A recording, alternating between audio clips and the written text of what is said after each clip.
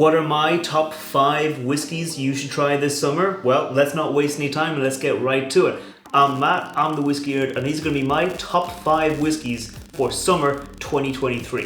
First up, we've got something that might be a little controversial, a cream liqueur. This is the double cream liqueur from Two Stacks Irish Whiskey, and it is a very nice Irish cream liqueur. It uses their kind of standard complex blend, which is 40% dark grain, 40% light grain, 10% malt whiskey, 8% pot still whiskey, and 2% peated malt whiskey. And that 2% peated malt whiskey actually does make an impact. It turns it from being like a kind of a standard, nice kind of cream liqueur into being a bit fudgy and a bit richer and a bit deeper, and just comes through really, really well. I like getting an iced coffee, pouring in a little bit of this, or a lot of it, into that iced coffee, and you get a really nice kind of desserty cocktail, which is ideal for a summer's day. And if you're familiar with Two Stacks, you may be familiar with their Dram in a Can series, which has the blended whiskey. They've got this one, a malt whiskey, and I do know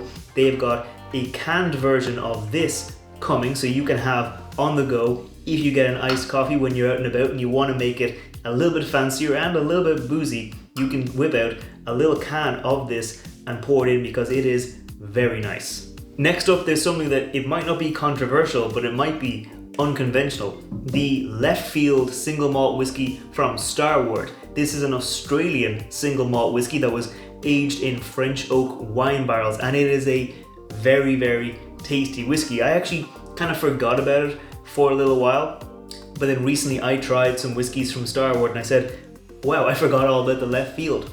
It's very nice. It's a really nice, easy to drink whiskey. It is kind of, for me, one of the epitomes of a summer whiskey. It's kind of light. It does come in at 40% ABV, but that just makes it easy to drink.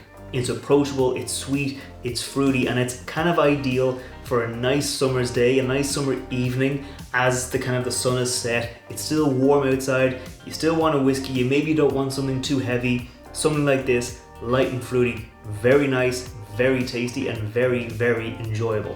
For whiskey 3, we have another maybe unconventional choice. We've got Keeper's Heart, which is kind of the ideal whiskey for me. If I'm trying to decide if I want a bourbon or if I want an Irish whiskey, I can gonna go for Keeper's Heart because this is a blended whiskey, blended of bourbon and Irish whiskey. It's 59% bourbon, 41% Irish whiskey. So on the nose, it comes through heavy, like kind of that bourbon, that oak char, a bit of spice. But then on the palate, you get more of those kind of classic apple and biscuit notes you get in Irish whiskies, and then on the finish, it's kind of a combination of the two, like a spiced apple biscuit. And it is a very nice, very enjoyable whiskey. It is just a great new whiskey too, because I think it only launched in Ireland about a couple of months ago, and I think it was launched in America a little bit before that. I don't think it's available in every state in America yet, so if you can find it, definitely give it a try because it's a nice, enjoyable, easy drink. It does come in at 46% ABV, so it's not really light. For the bourbon drinkers out there, you'll probably enjoy it. It's a very nice one, you should give it a try. Speaking of bourbon, I mean, you know it has to be on the list. It's Wild Turkey 101. This is a fantastic example of a bourbon. Like the standard Wild Turkey coming in at about 80 proof is a solid whiskey. It's enjoyable, it's tasty, gives you a good bourbon profile, it's easy to drink, but the 101 just takes everything about it and amps it up to 11. If you want a bourbon forward cocktail, the 101 is where you want to go. If you want a bit of a more heavy duty sipper, the 101 is where you want to go. It's nice, it's easy on the palate on a summer's day when you're just kind of relaxing and enjoying, and you maybe want to have a few pours. It's nice to have a whiskey you can have a few pours of without feeling like you're breaking the bank and wasting money. So for summer, when you want to keep things simple, Wild Turkey 101 is probably the way to go because it delivers a good bourbon, but with a nice bit of an extra punch. And rounding it out, speaking of whiskeys with a bit of an extra punch, it's the Jameson Black Barrel Proof. Now this is an interesting enough whiskey. I'm not sure it's released everywhere around the world yet. It was released as a limited edition in Ireland at first, but it is a very nice whiskey. It is the Jameson Black Barrel Whiskey, which is a very, very tasty little whiskey, but at 50% ABV or 100 proof. So it is nicer, it is heftier, it is kind of a bit weightier, richer, more caramel, more vanilla, more of the things you like about the Jameson Black Barrel, just delivered in a heftier package. I have tried a cask strength version of the Black Barrel Proof, and I thought that was a bit too hot. It drank a bit hot. The kind of nicer, sweeter notes of the Jameson Black Barrel were lost because of all that ABV heat.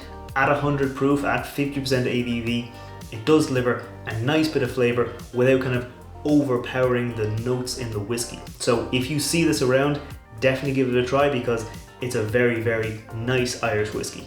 So there you have it. These are my top 5 whiskeys for summer 2023, but maybe not all these are available where you are. If they're not, let me know down in the comments below what you'll be drinking this summer. What are your top 5 whiskeys for summer 2023? I put out whiskey reviews on Wednesdays, I put out cocktail recipes on Fridays, and I put out fun videos like this every now and then on Monday. So if you want to see more like this, make sure you scroll down, hit that thumbs up button, hit that subscribe button, and I'll see you next time. Sláinte.